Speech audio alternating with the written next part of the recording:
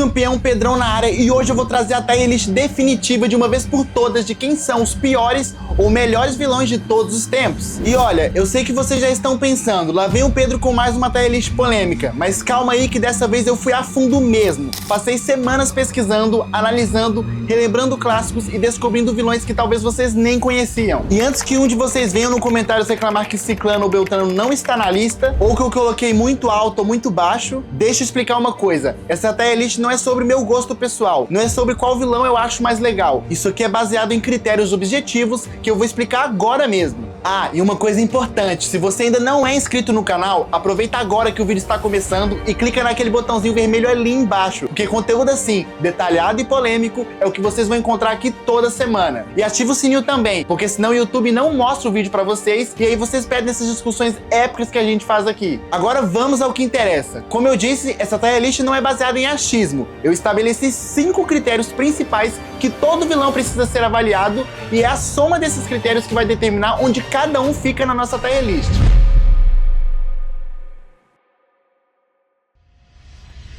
Primeiro critério, impacto cultural.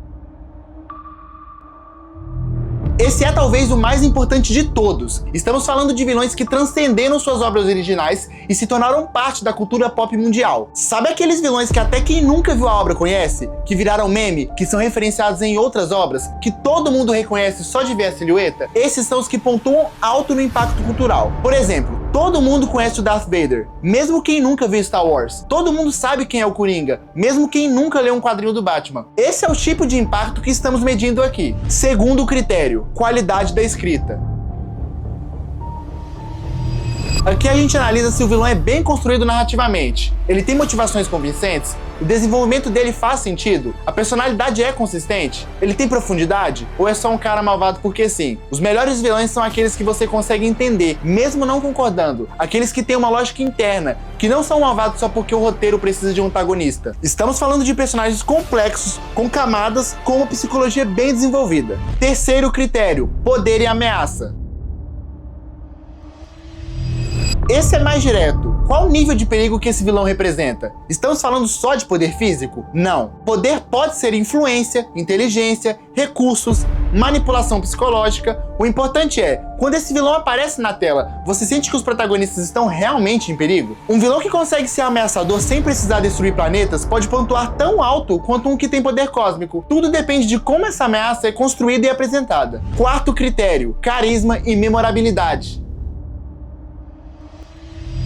Aqui entra aquela coisa do vilão que você ama odiar. Sabe aquele antagonista que são tão carismáticos que às vezes você torce por ele? Que tem frases marcantes, que tem um design icônico, que são interpretados de forma brilhante? Expansão de domínio. Fukuma Mizushi. Esse critério mede o quanto o vilão gruda na sua memória. Quantas vezes você viu cosplays desse personagem? Ele tem presença de palco? Ele rouba a cena quando aparece? Quinto critério, longevidade.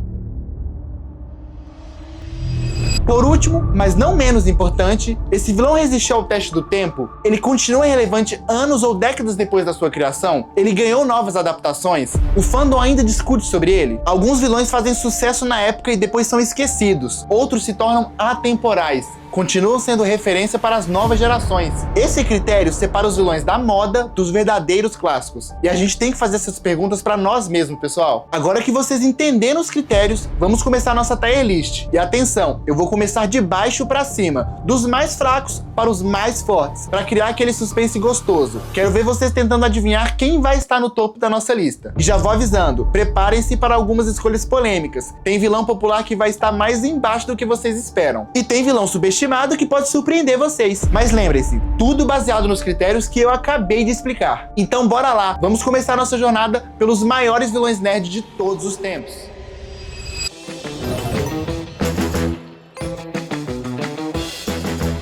Tier D, os superestimados.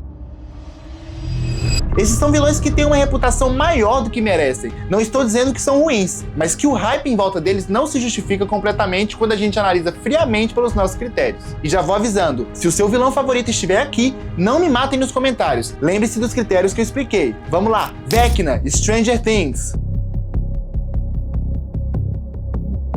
Olha, eu sei que a galera ficou maluca com ele na 4ª temporada. E reconheço que o design é legal, a atuação do Jamie Campbell é boa, mas vamos ser honestos aqui, galera. O que o Vecna trouxe de novo para o universo dos vilões? Ele é basicamente uma mistura de Fred Krueger com Pennywise, atacando através dos pesadelos e traumas das vítimas. A motivação dele é a clássica: o mundo é cruel, então eu vou destruir tudo.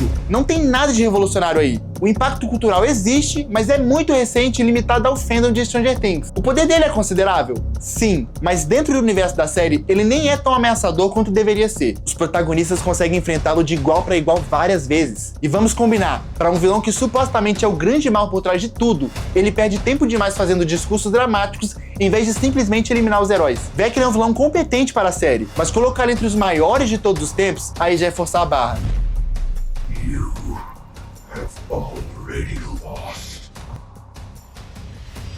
Apocalipse, Marvel.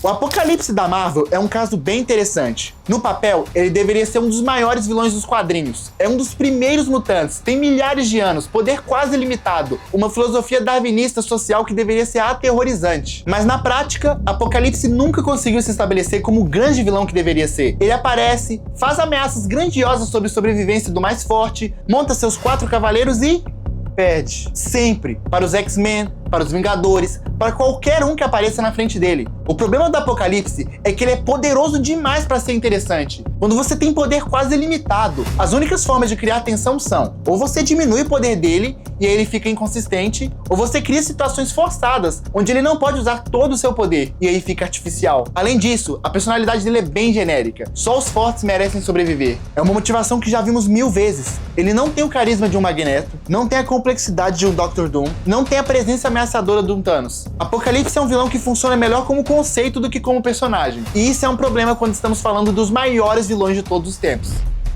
Chega de falsos deuses. Eu estou aqui agora.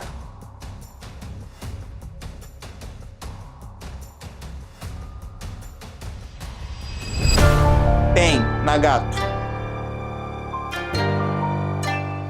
E fechando o nosso Tier D, temos o Pain, ou Nagato, de Naruto. E olha, eu sei que essa escolha vai gerar polêmica, porque o Pain é muito amado pelo fã de Naruto, inclusive por eu mesmo. Mas vamos aos fatos. O Pain tem uma das melhores lutas de todo o anime. Na minha opinião, é a melhor. Tem um design icônico com o Rinnegan. Tem uma filosofia interessante sobre dor e paz. A destruição de Konoha é um dos momentos mais impactantes da série. Ok, mas aqui está o problema. Toda a construção do Pain como vilão é destruída em uma conversa de 10 minutos com o Naruto. Anos de desenvolvimento, de mostrar ele como esse ser frio e calculista, e no final ele muda de ideia porque o Naruto fez um discurso bonito sobre nunca desistir dos amigos. Isso não é desenvolvimento de personagem, galera. Isso é inconsistência narrativa. Um vilão que abandona décadas de convicções porque o protagonista falou bonito não é um grande vilão. É um vilão mal escrito. Além disso, o Pain sofre dos mesmos problemas de muitos vilões de Naruto. Ele é mais um produto do sistema ninja corrupto do que um vilão com um pensamento próprio. Ele é mais uma vítima que se tornou algoz. Isso diminui sua responsabilidade e, consequentemente, seu impacto como antagonista. O Pain é um vilão competente dentro do contexto de Naruto, mas quando comparamos com os grandes vilões de outras obras, ele não se sustenta.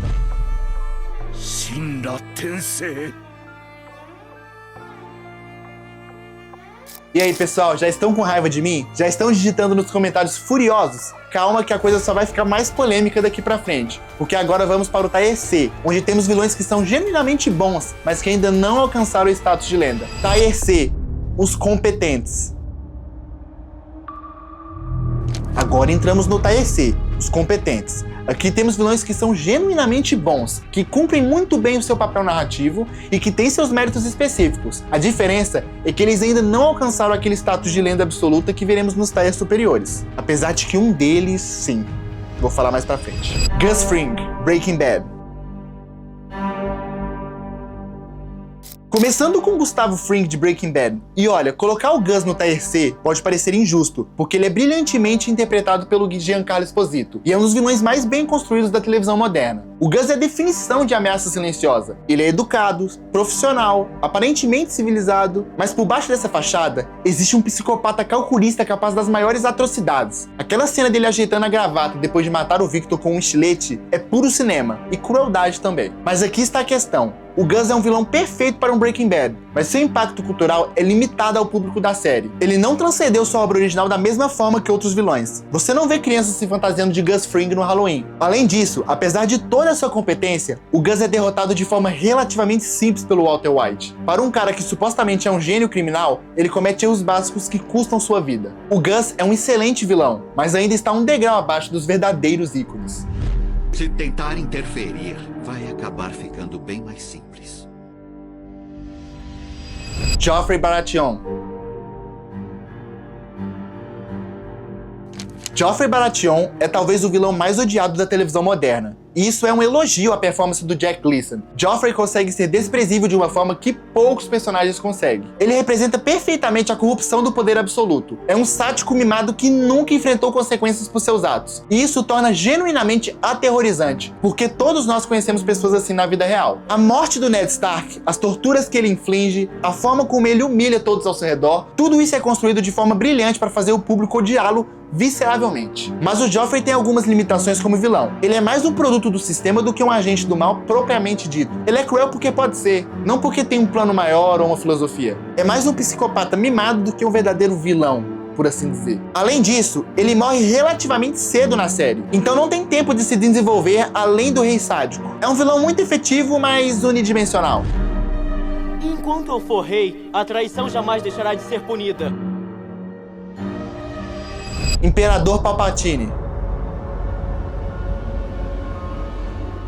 Palpatine é um caso interessante porque ele é simultaneamente um dos vilões mais importantes do cinema e um dos mais subestimados em termos de construção de personagem. Vamos dar crédito onde é devido. Palpatine orquestrou a queda da República, manipulou uma guerra galáctica inteira, corrompeu Anakin Skywalker e estabeleceu um império que durou décadas. Como estrategista político, ele é genial. O problema é que, como personagem, Palpatine é bem raso. Ele é malvado porque é malvado. Não tem motivações complexas, não tem dilemas internos, não tem profundidade psicológica. Ele é o arquétipo do imperador malvado e ponto final. O Ian McDiarmid fez um trabalho fantástico interpretando o personagem, especialmente nos prequels, onde consegue ser simultaneamente o político carismático e o Lord Sith manipulador. Mas mesmo assim, Palpatine funciona mais como uma força da natureza do que como um personagem complexo. Ele é importante para a narrativa Star Wars, mas não é um vilão que você analisa e discute da mesma forma que outros grandes antagonistas.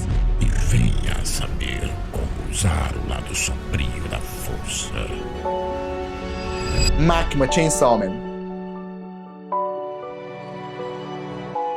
Makima é um dos vilões mais recentes da nossa lista, mas já causou um impacto considerável no mundo dos animes e mangás. Ela representa um tipo de vilão que está se tornando cada vez mais comum, um manipulador psicológico. O que torna Makima aterrorizante não é o seu poder físico, embora ela seja absurdamente forte, mas sua capacidade de manipulação. Ela consegue fazer as pessoas se apaixonarem por ela enquanto as usa como ferramentas descartáveis. A relação dela com Denji é particularmente perturbadora porque mistura elementos de romance, manipulação maternal e abuso psicológico. Ela representa um tipo de toxicidade que muitas pessoas reconhecem de relacionamentos reais. O problema é que a máquina ainda é muito recente. Chainsaw Man só explodiu nos últimos anos, então ainda não sabemos se ela vai ter longevidade cultural. Além disso, ela funciona muito bem dentro do contexto específico de Chainsaw Man, mas não sabemos se ela funcionaria tão bem em outras narrativas. Makima tem potencial para subir nessa tier list no futuro, mas por enquanto, ela fica aqui no tier C.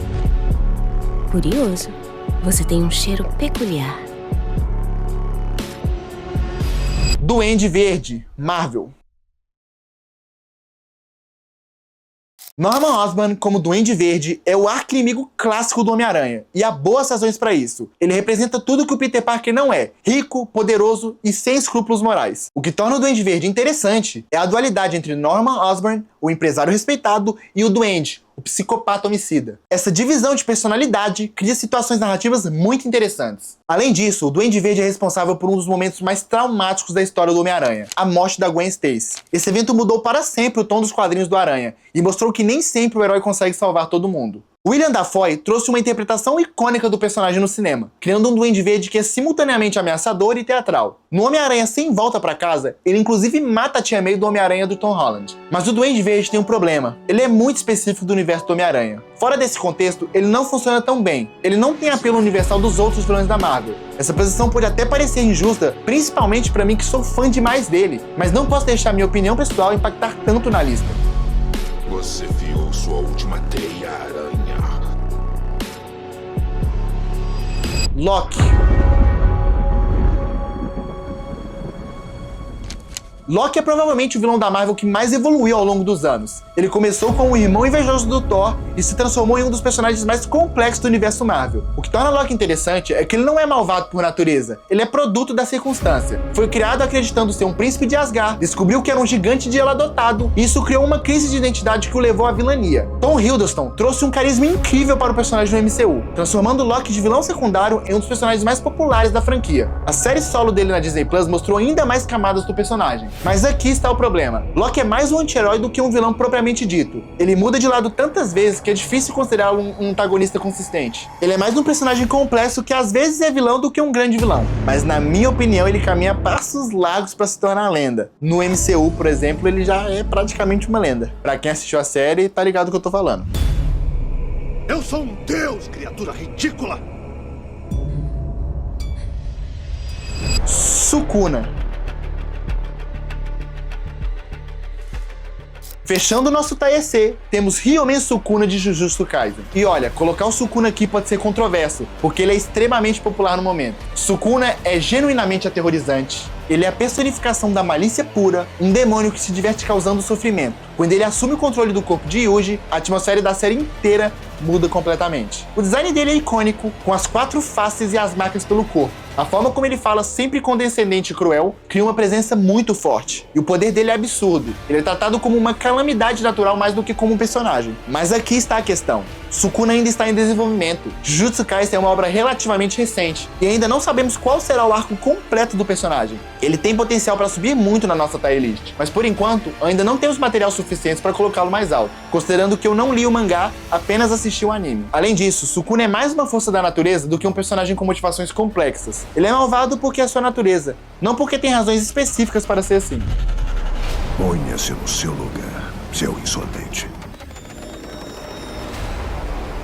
E aí, pessoal, o que acharam da TAEC? Já dá pra ver que a qualidade está sumindo, né? Mas calma que ainda temos muito chão pela frente. Agora vamos para o Tier B, onde as coisas ficam realmente sérias.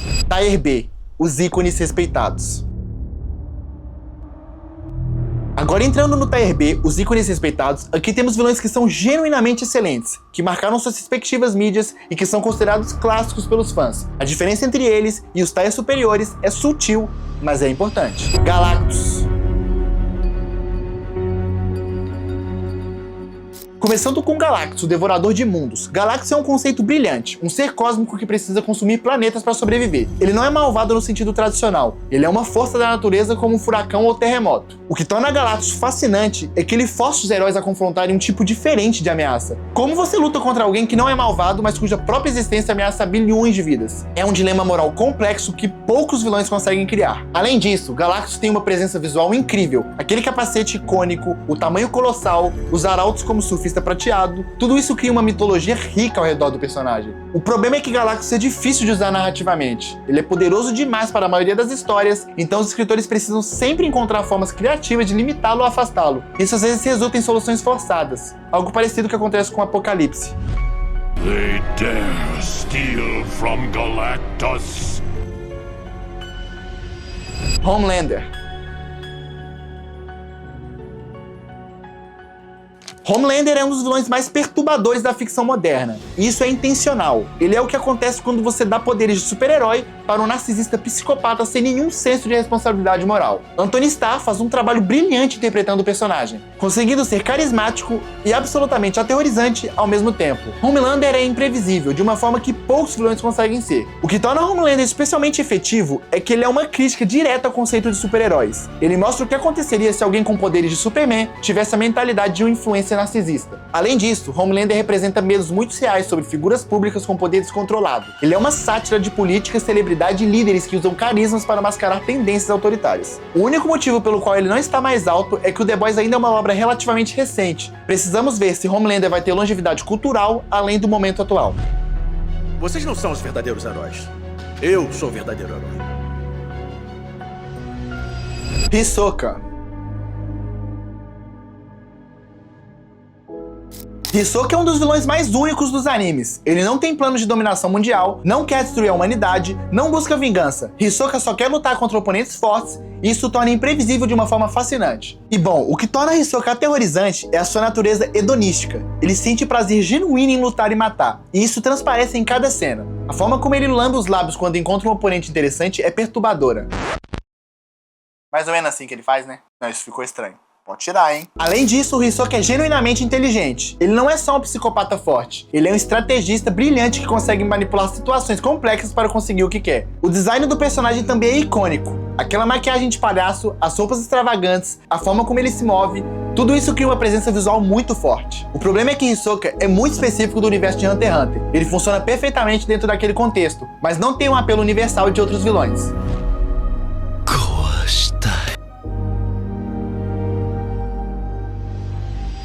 Orochimaru. Orochimaru é provavelmente o vilão mais carismático de Naruto. Ele tem aquela presença serpentina, voz sedutora, aquela forma de falar que é simultaneamente educada e ameaçadora. O que torna Orochimaru interessante é sua obsessão com imortalidade e conhecimento. Ele não quer poder pelo poder, ele quer viver para sempre para poder aprender tudo o que existe para aprender. É uma motivação única entre os vilões de anime. Além disso, o Orochimaru é ameaçador. Quando ele aparece nas primeiras temporadas de Naruto, você sente que os protagonistas estão completamente fora da sua liga, entendeu?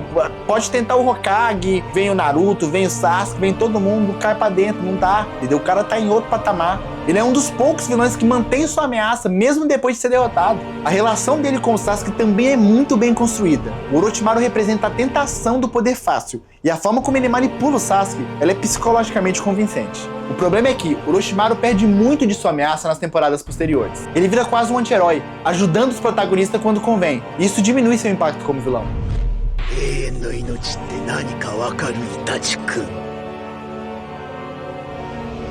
Lex Luthor. Lex Luthor é o arqui-inimigo do Super-Homem, e há boas razões para isso. Ele representa tudo que o Superman não é: ambicioso, egoísta, movido por inveja e ressentimento. O que torna o Luthor fascinante é que ele é muito brilhante. Ele é um dos homens mais inteligentes do mundo DC, um empresário de sucesso, um inventor genial. Em qualquer outra realidade, ele seria um herói. Mas Luthor não consegue aceitar que existe alguém melhor do que ele. A presença do Super-Homem é uma afronta constante ao ego de Luthor, e isso o consome completamente. Além disso, Luthor é perigoso porque ele tem recursos. Ele não é só um cientista louco em um laboratório, ele é um bilionário com influência política e social. Ele pode atacar o Superman de forma que outros vilões não conseguem. E o problema é que o Luthor às vezes é escrito de forma inconsistente. Dependendo do escritor, ele pode ser um gênio brilhante ou um megalomaníaco genérico. Essa inconsistência diminui um pouco seu impacto. Tenho consciência de que a inveja me consome a cada segundo da minha vida. Bowser. Bowser pode parecer uma escolha estranha para uma playlist séria, mas vamos dar crédito onde é devido. Ele é um dos vilões mais duradouros e reconhecíveis da história dos videogames. Bowser é simples, ele é o Rei Koopa que quer conquistar o reino do cogumelo e casar com a princesa Peach. Não tem motivações complexas, não tem dilemas existenciais, é pura simplicidade. Mas essa simplicidade é parte do seu charme. Bowser é um vilão que funciona para todas as idades, que é ameaçador o suficiente para criar tensão, mas não tão assustador que traumatiza as crianças. Além disso, Bowser tem uma longevidade incrível. Ele está presente nos jogos do Mario há décadas e continua relevante. E quantos vilões podem dizer isso? A personalidade dele também evoluiu ao longo dos anos. Em jogos como Super Mario RPG e Paper Mario, Bowser é apresentado como um pai dedicado ao Bowser Jr. e até mesmo como um anti-herói em algumas situações, que no caso específico do Bowser, eu acho que é positivo. Nem pensar. Madara Uchiha. Madara Uchiha é um dos vilões mais poderosos de Naruto, e sua presença na série é genuinamente intimidadora quando ele finalmente aparece em pessoa. Depois de ser mencionado por centenas de episódios, ele não decepciona. O que torna Madara interessante é sua história com Hashirama. Eles eram melhores amigos que se tornaram inimigos mortais, e essa dinâmica adiciona profundidade emocional aos conflitos. Além disso, Madara é absurdamente poderoso. Ele luta contra um exército inteiro de ninjas e vence. Ele acaba com os Kages. Ele ressuscita e imediatamente se torna a maior ameaça da série. Poucos vilões conseguem manter esse nível de ameaça. A filosofia dele sobre paz através do poder também é interessante. Madara acredita de verdade que está salvando o mundo, mesmo que seus métodos sejam extremos. O problema é que Madara é meio que descartado no final da série, em favor da Kaguya. Depois de toda a construção, ele vira quase um personagem secundário em sua própria saga. Eu sou o fantasma dos Uchiha. Madara Uchiha. Voldemort. Voldemort é provavelmente o vilão mais reconhecível da literatura moderna, aquele que não deve ser nomeado. Transcendeu Harry Potter e se tornou parte da cultura pop mundial. O que torna Voldemort efetivo é o seu medo da morte. Ele é um mago brilhante que se corrompeu completamente em sua busca por imortalidade. As Horcruxes são um conceito brilhante que mostra até onde ele está disposto a ir. Além disso, Voldemort representa medos muito reais sobre autoritarismo e preconceito. A forma como ele manipula o mistério da magia e persegue os Sanqueruins mostra muito isso. Ralph Fiennes trouxe uma interpretação icônica do personagem no cinema, criando um Voldemort que ao mesmo tempo é aterrorizante e patético. E o problema é que Voldemort às vezes é escrito de forma inconsistente. Para alguém que supostamente é um gênio, ele comete erros básicos que custam a sua vitória. Eu vou matar você, Harry Potter. Eu vou destruir você. Aizen Sossuke. E fechando o nosso Tier B, temos Aizen Sossuke, de Bleach. O que torna Aizen fascinante é a revelação de que ele estava manipulando eventos desde o início da série. Além disso, Aizen é genuinamente carismático. Ele consegue fazer as pessoas se apaixonarem por ele enquanto as manipula. Até mesmo depois de sua traição ser revelada, alguns personagens ainda sentem lealdade a ele. O poder dele também é único. O Kyota Suigetsu, que controla os 5 sentidos. É uma das habilidades mais aterrorizantes dos animes. Como que você luta contra alguém que pode fazer você ver qualquer coisa? O problema é que Aizen se torna poderoso demais para ser interessante. Depois de sua transformação com a Helgyuko, ele vira mais uma força da natureza do que um personagem complexo. Kudakero, Kyouka Suigetsu. Agora chegamos ao Tier A, os clássicos atemporais. Aqui temos vilões que definiram gerações, que ainda são referência décadas depois da sua criação, e que influenciaram incontáveis outros antagonistas. Esses são os vilões que todo criador de ficção estuda quando quer criar um grande antagonista. Meruem, o rei das formigas quimera de Hunter x Hunter. E olha, colocar Meruem aqui pode surpreender algumas pessoas, porque ele é de um anime relativamente nicho comparado aos outros. Mas Meruem é simplesmente um dos vilões mais bem escritos de todos os tempos. Ele começa como uma força da natureza pura, um predador que vê humanos como comida, mas ao longo do arco das formigas quimera, ele evolui de uma forma orgânica e convincente. A relação dele com Komuji é uma das coisas mais bonitas já escritas em qualquer mídia. Ver esse ser que nasceu para dominar e destruir, descobrir conceitos como a compaixão, humildade e amor através de um jogo de tabuleiro é narrativa de altíssimo nível. O que torna Meruem especial é que ele não é derrotado pela força, ele é derrotado pela humanidade. Tanto no sentido literal, a bomba nuclear, quanto no sentido figurativo, ele descobre a sua própria humanidade. Além disso, Meruem é genuinamente ameaçador. Quando ele aparece, você sente que nem o Gon nem o Killua têm a menor chance contra ele. Ele força os protagonistas a crescerem de formas que eles nunca precisariam antes.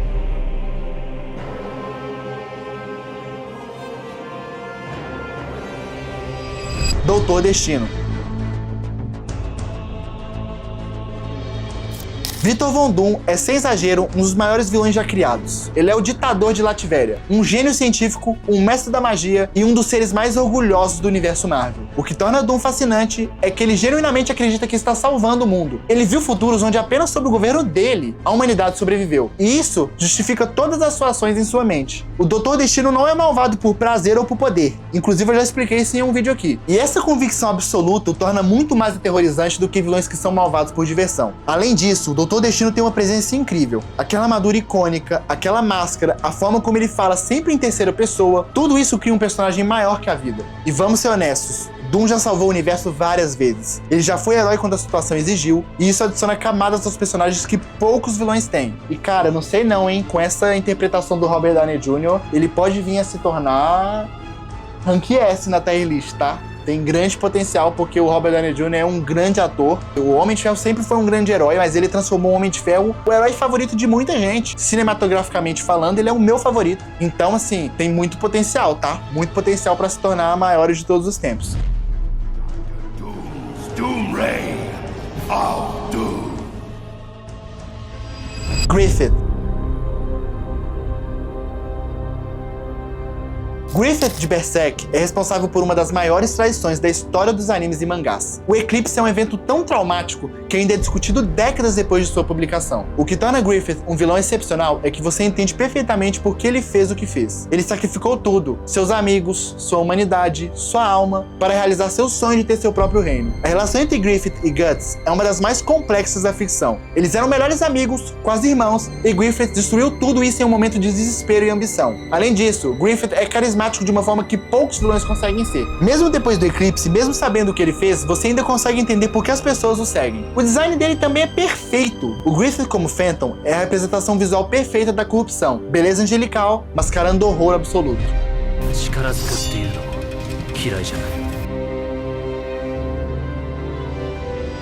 Magneto. Eric Lesser, o Magneto, é o vilão mais compreensível da Marvel. Ele é um sobrevivente do Holocausto, que vê a perseguição aos mutantes como uma repetição da história, e está determinado a não deixar isso acontecer novamente. O que torna Magneto especial é que ele não está errado. A humanidade realmente persegue e tenta exterminar os mutantes. O Magneto só chegou à conclusão de que a coexistência pacífica é impossível. A dinâmica entre Magneto e Professor Xavier é uma das melhores da ficção. Eles são melhores amigos que se tornaram inimigos ideológicos, mas que ainda se respeitam profundamente. Ian McKellen e Michael Fassbender trouxeram interpretações brilhantes do personagem no cinema, mostrando tanto o homem traumatizado quanto o líder revolucionário. Magneto também tem alguns dos poderes mais visualmente impressionantes dos quadrinhos. Controlar magnetismo pode parecer simples, mas nas mãos certas se torna devastador. Por que faz perguntas das quais já sabe as respostas?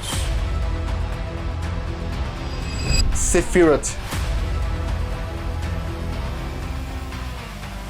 Sephiroth é provavelmente o vilão mais icônico dos videogames. Aquela espada absurdamente longa, aqueles cabelos prateados, aquela música tema, tudo isso se tornou parte da cultura gamer mundial. O que torna Sephiroth memorável é a sua queda. Ele era o herói perfeito, o soldado mais forte da Soldier, admirado por todos. Descobrir a verdade sobre sua origem o quebrou completamente. A forma como ele é apresentado em Final Fantasy VII é brilhante. Você passa a primeira metade do jogo ouvindo sobre ele, vendo a destruição que ele causou, mas raramente vendo diretamente. E isso constrói uma tensão incrível. Além disso, Sephiroth é responsável por um dos momentos mais chocantes dos videogames, a morte da Aerith.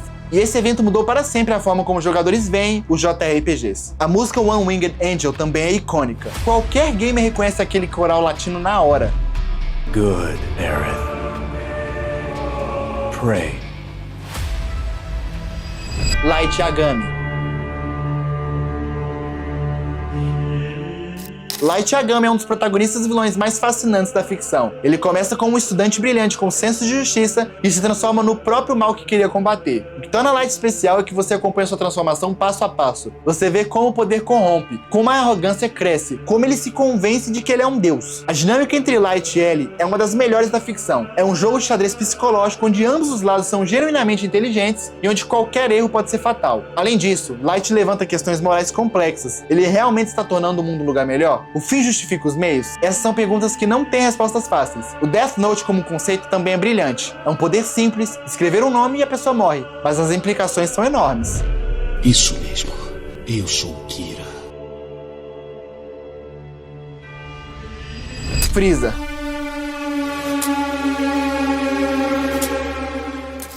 Freeza é o imperador do universo, e ele faz jus ao título. Ele é cruel, arrogante, poderoso e responsável por alguns momentos mais marcantes de Dragon Ball Z. O que torna Freeza especial é que ele foi o primeiro vilão de Dragon Ball que realmente parecia invencível. Vegeta era forte, mas você sabia que o Goku ia vencer. Com Freeza, pela primeira vez, você duvidou. A saga de Namek é considerada por muitos o auge de Dragon Ball Z, e Freeza é uma grande parte disso. Ele é o vilão que forçou Goku a se transformar em Super Saiyajin pela primeira vez. Além disso, Freeza é pessoalmente responsável pela destruição do planeta Vegeta e pelo genocídio dos Saiyajins. Isso adiciona uma dimensão pessoal ao conflito que poucos vilões conseguem criar. A personalidade dele também é única. Freeza é educado, quase cortês, mas absolutamente sádico. Ele se diverte torturando seus inimigos. Ah, de jeito nenhum você pode me vencer, seu verme miserável! E agora chegamos ao momento que vocês tanto estão esperando. Depois de analisar quase 30 vilões, depois de passar pelos competentes, pelos respeitados, pelos clássicos, chegando finalmente ao TAES, os deuses do mal. E em quinto lugar temos Jill Brando, de JoJo's Bizarre Adventure. Colocar Jill aqui pode surpreender quem não conhece Jojo, mas deixa eu explicar por que ele merece estar entre os maiores. Jill é simplesmente o vilão mais carismático dos animes. Ele é arrogante, teatral, absolutamente convencido de sua própria superioridade, e isso torna magnético de uma forma que poucos personagens conseguem ser.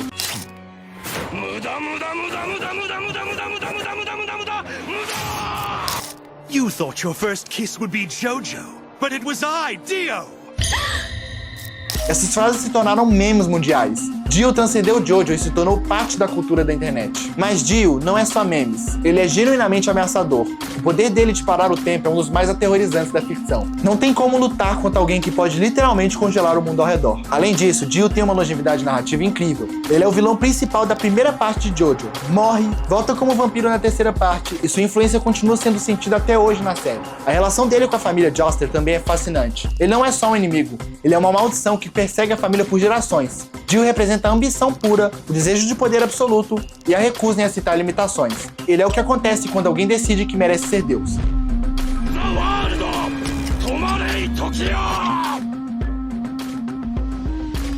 Quarto lugar, Thanos. Eu sei que tem gente que vai reclamar, mas o Thanos só ficou famoso por causa dos filmes. Mas e daí? O impacto cultural dele é inegável. Thanos conseguiu algo que poucos vilões conseguem. Ele fez o público entender sua motivação. Ele de verdade acredita que está salvando o universo ao eliminar metade de toda a vida. É uma lógica distorcida, mas é uma lógica. Josh Brolin trouxe uma interpretação brilhante do personagem no MCU.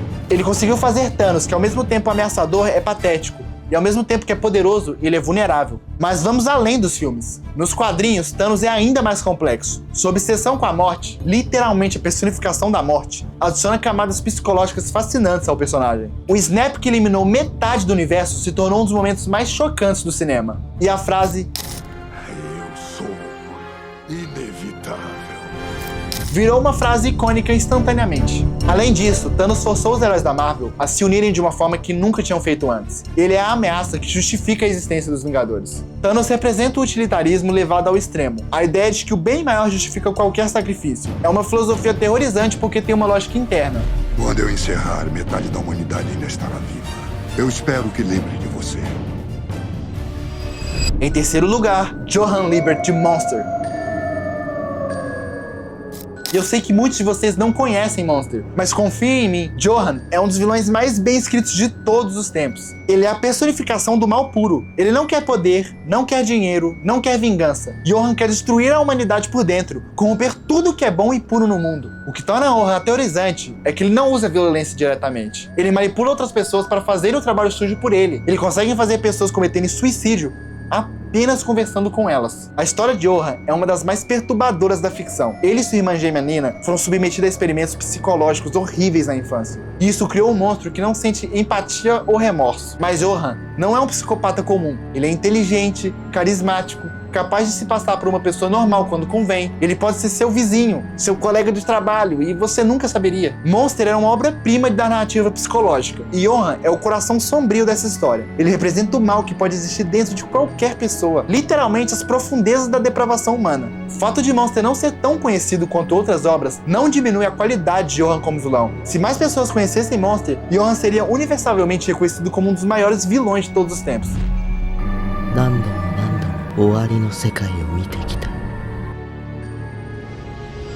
E em segundo lugar temos Darth Vader. Colocar Vader em segundo pode parecer controverso, porque ele é provavelmente o vilão mais reconhecível do mundo todo. Por quem que não conhece o Darth Vader? Vader tem tudo que um grande vilão precisa: design icônico, presença ameaçadora, poder devastador e uma das melhores reviravoltas da história do cinema. I am your father. Aquela respiração mecânica se tornou um dos sons mais reconhecíveis da cultura pop. Eu sou seu pai virou uma das frases mais citadas do cinema. Mas o que torna Vader especial é a sua redenção. Ele não é só um vilão, ele é um herói caído que encontra sua humanidade novamente. A jornada de Anakin Skywalker é uma das mais completas da saga, mesmo que muita gente não pense nisso. E a gente tá falando da segunda maior franquia do cinema em termos de bilheteria de todos os tempos, tendo superado até mesmo Harry Potter e outras franquias. James Earl Jones criou uma voz que é simultaneamente majestosa e aterrorizante. David Prowse trouxe a presença física, e o Hayden Christensen mostrou a queda. Cada ator contribuiu para criar um personagem completo. Vader influenciou incontáveis outros vilões. Quantos antagonistas de armadura preta e respiração pesadas vocês já viram? Vader criou uma tendência. Além disso, Darth Vader é muito poderoso. Ele pode estrangular pessoas com a mente, defletir tiros de laser com as mãos, lutar com o sabre de luz. Ele é ameaçador tanto fisicamente quanto psicologicamente.